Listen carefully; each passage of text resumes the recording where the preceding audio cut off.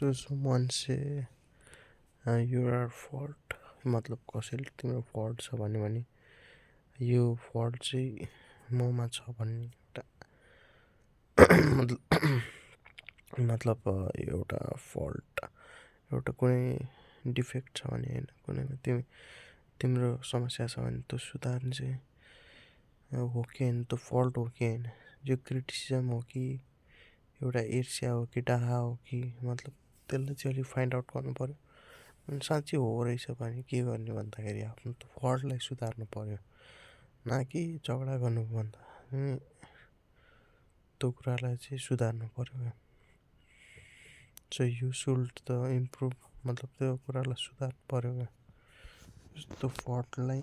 अरूचोटि कसरी त्यसलाई पर्फेक्सनमा बदलाउने हुन त यो मान्छेको दुनियाँमा कोही त्यस्तो पर्फेक्ट त हुँदैन बट त्यो फल्टलाई चाहिँ कसरी एउटा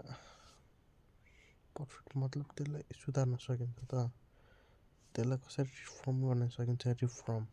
रिफर्म सो त्यो पनि माइन्डमा हुनु पऱ्यो क्या सो कसैले क्रिटिसाइज गरिरहेछ भन्यो होइन क्रिटिसाइज गरिरहेछ भने के कारणले क्रिटिसाइज कि फल्ट साँच्चै नै फल्ट छ त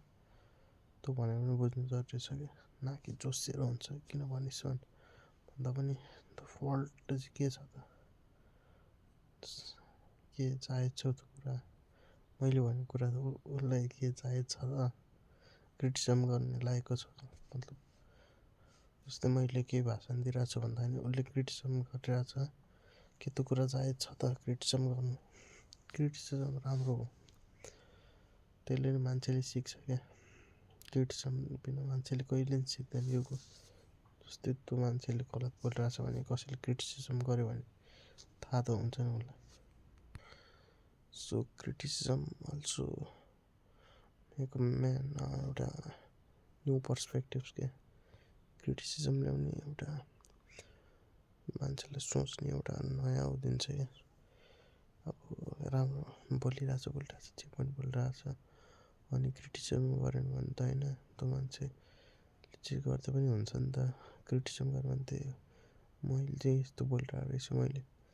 यो क्रिटिसिजमलाई आत्मसात लिनुपर्छ भन्ने पनि हुन्छ नि त so criticism is not always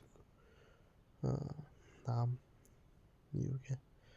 but criticism अलिक कन्स्ट्रक्टिभ टाइपको के भन्छ कन्स्ट्रक्टिभ क्रिटिसिजम छ भने चाहिँ अलिकति गाह्रो त्यसले चाहिँ हार्म पुऱ्याउँछ बट क्रिटिसिजम त्यस्तो होस् जसले चाहिँ तिमीलाई उ गर्नु के अरे हेल्प होस् क्या तिम्रो ग्रोथमा हेल्प होस् सही छ भने त तिमीलाई हेल्प हुन्छ नि त सो क्रिटिसिजमलाई जहिले पनि पोजिटिभ वेमा लिनु पनि पर्ने छैन तर नेगेटिभ वेमा पनि प्रायः जस्तो नलिनु होइन नेगेटिभ मतलब पोजिटिभ आफ्नो औरा कायम राख्ने हो क्या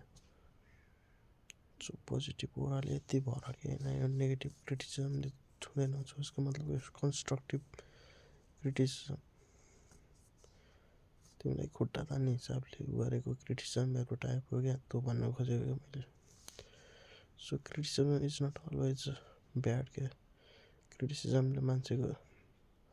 गल्तीलाई सुधारेर अघि बढ्नमा पनि हेल्प गरेर हुन्छ क्या त्यो कुरा चाहिँ बुझौँ कि होइन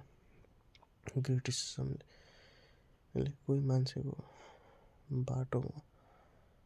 बाधा भन्छ यो बुझेन भने त्यो क्रिटिसिजमलाई यो गर्नु ठिक हुने रहेछ मान्छेले क्रिटिसिजम गर्यो भन्ने भयो नि त क्रिटिसिजमले मान्छेलाई एउटा नयाँ पर्सपेक्टिभ भन्छु नि म अघि पनि भनेको त दिन्छ यसो क्रिटिसिजमलाई चाहिँ इग्नोर गर्ने काम नगरौँ भन्छ नि मान्छे त्यसलाई इग्नोर गर क्रिटिसिजमलाई इग्नोर गर द्याट्स नट फेयर क्या क्रिटिसिजमलाई इग्नोर गर्नुभन्दा पनि त्यो कुरा बुझेर गर्नु इग्नोर गर्ने कि नगर्ने भन्ने कुरा हो क्या सो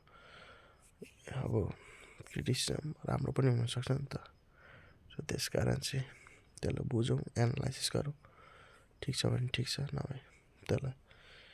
त्यो क्रिटिसिजमलाई इग्नोर गर्ने so thank you so criticism राम्रो पनि हुनसक्छ भन्न यो भिडियोको मोरल हो। Thank you.